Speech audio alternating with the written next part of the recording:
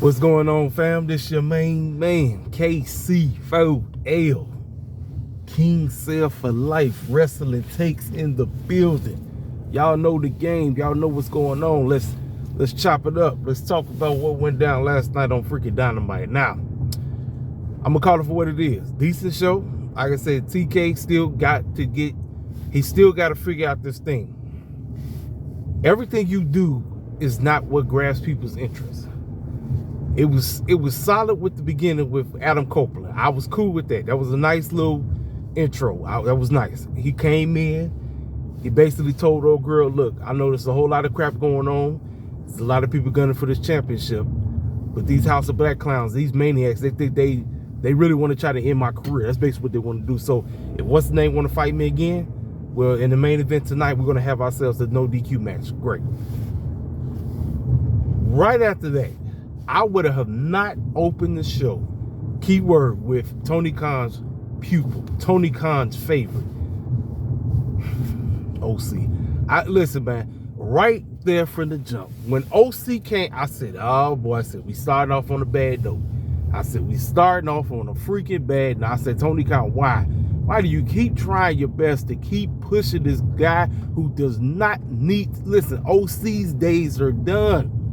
And first of all, I'm not doing the matchup now. You want everybody to get behind this doggone beef between Trent and OC. I don't know. How about you go ahead and have OC, quote unquote, try to talk some sense into this man, and then the man do everything that happened after the match. I ain't have a problem with that. That was good. That was cool. The beatdown was great.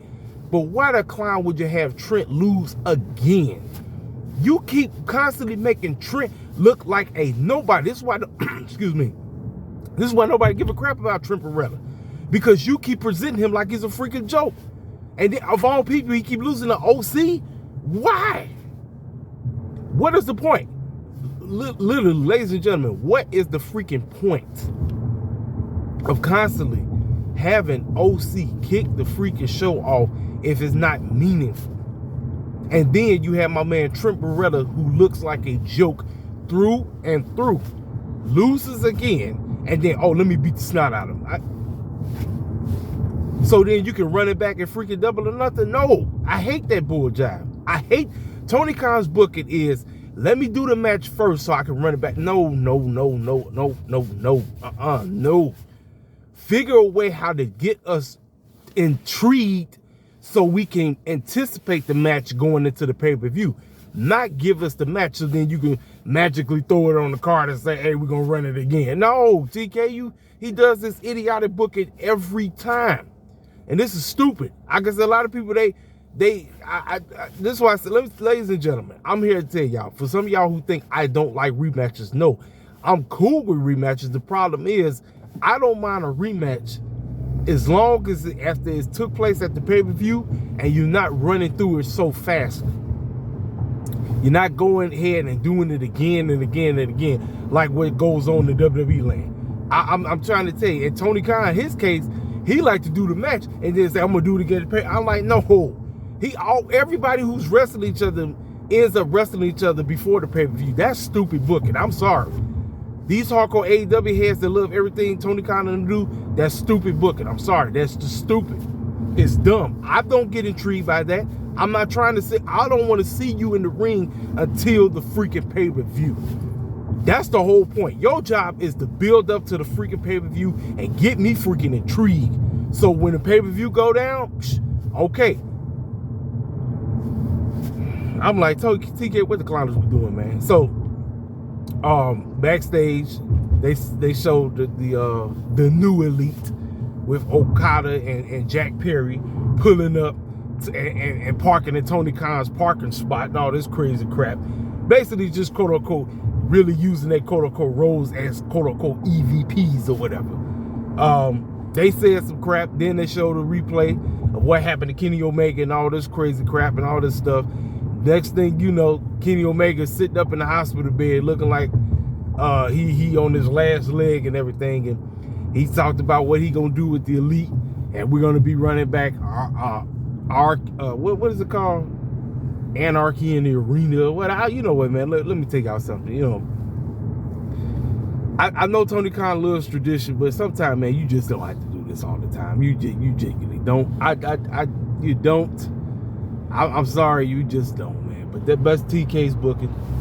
His booking is I gotta do the match every. No, you don't. You genuinely don't. But that's what TK like to do. He figured, well, I'm doing it because it's no. But that's what we're doing. So it's gonna be FTR and 2 other partners of their choosing versus the New Elite at Double or Nothing. So later on, we're gonna find out who those cats are. What do we get then? I want to say the ladies. I think the ladies came up. I think this is when we got Serena. Serena came out, cut a heartful promo, talked about why she is the #1 contender, and she talked about everything she went through and why she was on the deathbed and all this crazy crap.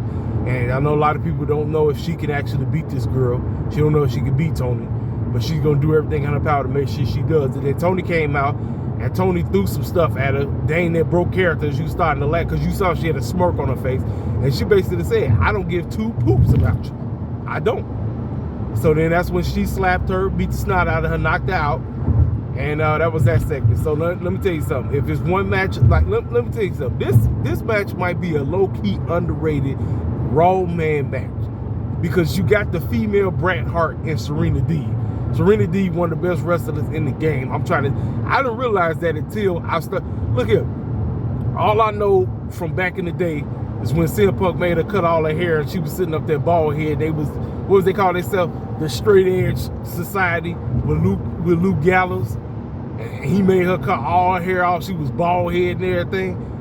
And then next thing you know, she come over at AEW. This girl just wrestling matches like a crazy person. I'm like, I say, man, this girl is good. So you got Toni Storm, who's good, and you got Serena Deeb, who's good. So I'm already expecting a MAC Classic. I know some of y'all are really not. This is just me. So if it's one match I am looking forward to at Double or Nothing, it's Serena and Toni getting it on. Then I believe after that, I think that's when we got Mariah May versus Cameron, and we ain't seen Serena in 15 billion years. I don't know what happened to Serena. She comes out of nowhere, basically trying to cause a distraction, but we know dang well Mariah May wasn't losing. Now, as for Harley Cameron trying to quote-unquote wrestle, I'm going to be 100% with you. I probably would say this for, listen, did she look bad in the ring? No, but I probably would have saved it for Rampage. That's just me. But they let her get a shine on. They let her do what she had to do. Obviously, you know, Mariah May was leading the pack. You know how that game worked. That was cool. Then we got oh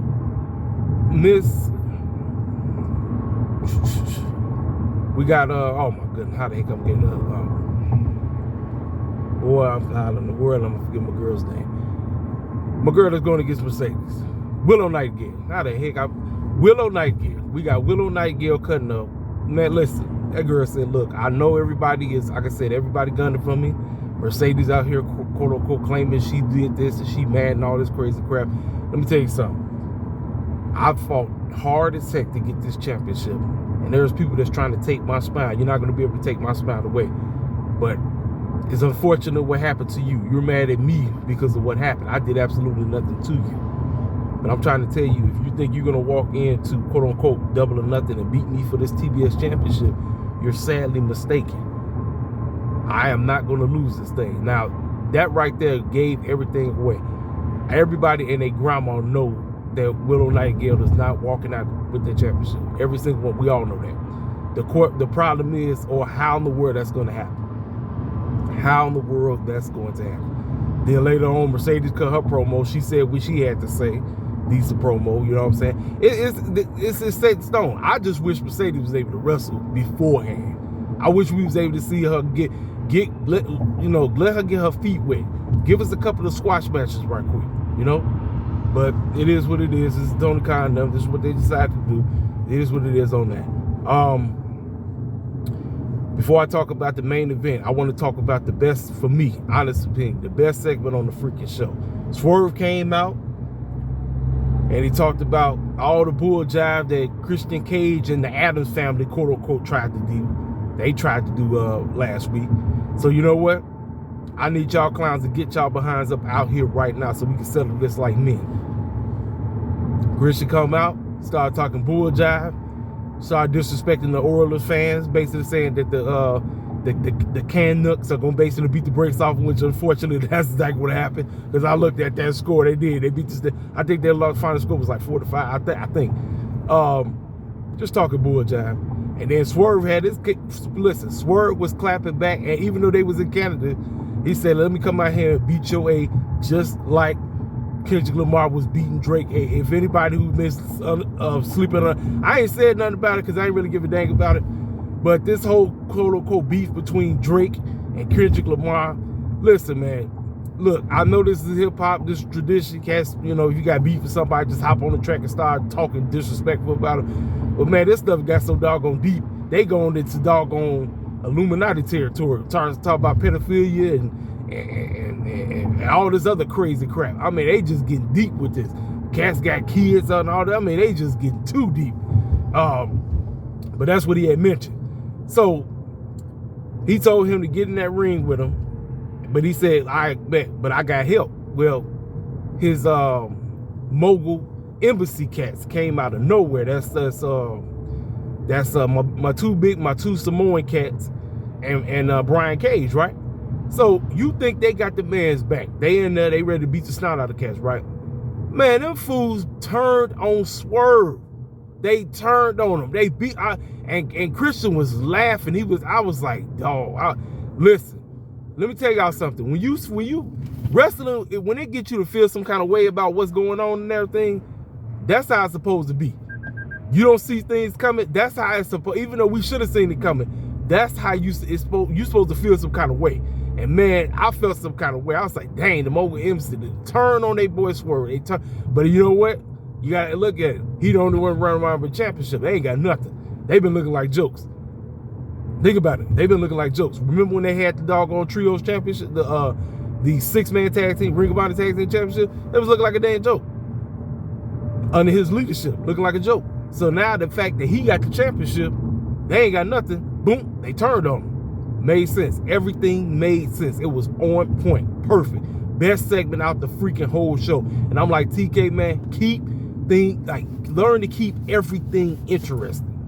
That's what he struggles with. He struggles with trying to keep everything interesting. I love that. That whole thing. I felt some kind of way. I felt bad for Swerve. And here's another thing, ladies and gentlemen. Where the clown was doggone Mr. Prince Nana. Prince Nana was nowhere in sight. Nowhere. He was nowhere in sight, ladies and gentlemen. He was nowhere in sight. That's what really, I was like, oh snap. Prince Nana was out the door. Because I guess he was selling the film, but he was nowhere.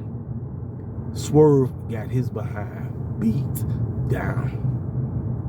He got tore up, ladies and gentlemen. Segment of the night. I was like, TK, can we do this with everybody else, man? Can we please do this with everybody else? So then we also had Rocky Romero. He went against Jay White, and it wouldn't have made any type of sense if Jay White would have lost. No sense whatsoever. So he was talking to OC about getting together a group of possibly going after the trios champions and all this stuff. And he said, maybe we can get back with Trent. And then he said, man, you must be out of your freaking mind. I'm not getting down with that clown. That clown basically trying to end my career. You smoking crack, something like that. Then you got, after the beatdown from Swerve, they all walked backstage with, They all walked backstage with the Young Bucks, Christian and them. And they was like, great doing business with you. That's what we supposed to do, take out the trash. And then they was like, hey, I guess that was a B move, because remember what Swerve said about the Young Bucks, about what they did to Tony Khan. that was the B move. They said, well, I guess that was the B move. Young Bucks, that's what they was talking about. Just bull jiving. Listen, the Young Bucks been bull jiving their way all. This whole gimmick they've been on, they've been bull jiving all day long. You know what I'm saying? Just bull jiving. That's it. Just bull jiving in a good way. I give it that. They've been bull jiving their tails as the doggone managers of the doggone AEW Ram or whatever. But it is what it is on that. Then, so we got to the main event. So the main event, Beatdown City, Brody King, Adam Copeland, they just tore each other up to beat the snot out of each other. I mean, Brody King looked like somebody they looked like they just threw some tomato sauce or some jam on him. And he's bleeding all over the place. I mean, look, you know TK and them, you know they can't go 1 week without somebody getting busted over. But it is what it is on that. Like I said, we done been back and forth on them bleeding all day, but it is what it is. They listen, it was beat down, Malachi Black and them, all them, you know the game. But the young man, Kyle O'Reilly, came to his rescue, came out there, basically ran them clowns out. And that was that. But this was basically all just for him to quote unquote ask for a title shot. And he told him, he said, wait a minute. So you didn't tell me you basically was helping me out because you want a shot at this? Because obviously, I guess on Collision, they're going to be in his hometown. So he said, you know what? Screw it. I'll give it to you. You know, I know it was sneaky and conniving in how you did it, but I'll give you a shot because this is a Cope Open. That's what it is. Open challenge Cope. That's what they do. So yeah, he got it. So if you want to watch Collision, you want to watch them two, go at it. By all means, do what you got to do. But so after that, Young Bucks was out there. Young Bucks is talking crap, talking about Kenny running his mouth, talking about anarchy in the arena, talking about you must got some goons. Who the clown is FTR going to get? Like, I mean, if you want that match, fine, but who are two bozos you got for us? Who you have? FTR came out there, and they said, we're not alone. Eddie Kingston came running out there like he was on something. And then I'm like, all right, so who the last clown? Man, it's Bryan Danielson. Now, I started laughing because the last time we seen Bryan, he was selling the fact that he got a jacked up shoulder. I said, that fool Bryan Danielson is a seller out of this world, ladies and gentlemen. That fool be selling his behind off. He said, I was laughing. I said, wait, he came walking out there like everything was all. I'm like, wait a minute. I thought we weren't supposed to see your behind for at least 2 months. This clown come running out there. Now he a part of the matchup. I was laughing, ladies and gentlemen. This stuff was hilarious. I was like, man, Bryan is a clown. Bryan Danielson is a fool through and through. That's all I'm going to say. He is a fool. But anyway, man, after that, they all ran to the ring. They all started beating the snot out of each other. It's all utter chaos. And I didn't talk about this, ladies and gentlemen, but you know what? With the added, with Don Callis, as I'm assuming he's taking over commentary role for Taz right now. You know what, man? Let me tell you something. That might actually work. That might work because you know Don is a great commentator and he's a heel, so you know they need that. Now, don't get me wrong. Taz was decent, but Taz, he's most times he sounded like he was a babyface on that. I'm like, you got Don Callis to go off of Excalibur to go off of Tony Schiavone, and I'm like, you got that heel dynamic right there. That pairing might actually work because the one thing out of the 5 years that AEW companies seemed to, for some strange reason, struggle, they struggled at the commentary booth. That is one thing they struggle with. Like, don't get me wrong, Excalibur is great, Tony Schiavone is great, Taz is great, JR is great, all the cats over on everybody's great, but it just seems like everybody just be always just trying to overtalk one another, and it's like you can't really understand what's going on, and you don't really feel the emotion because their job is to get you to feel what's going on in that ring. That's their job. Now, with Don Callis being added, that might help them. That just might. Because he was on commentary, and he was, quote-unquote, trying to get in between Trent Beretta and Rocky Maria and OC. So I don't know where they're going with that. But him being on commentary, I think that helped the show out just a little bit. That's just my honest take. But I want to apologize for the brain fog. Like I said, I don't know how the heck I forget Willow Nightingale's name. But ladies and gentlemen, like I said, it was decent.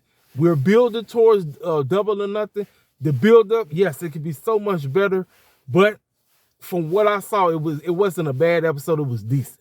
I'm gonna give Tony Khan enough. It could be so much better. I just want to care about everything they're doing. I don't want to just see stupid stuff and then be like, you understand what I'm saying? Like I said, it was a decent show, but that's it. Like it seemed like 2K just stay at that decent.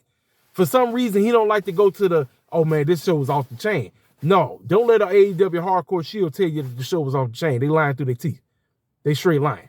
You know what I'm saying? Like I said, if you really want a thorough, honest take on what's going on with AEW, listen to somebody like me, because I'm going to be 100% honest with what they doing.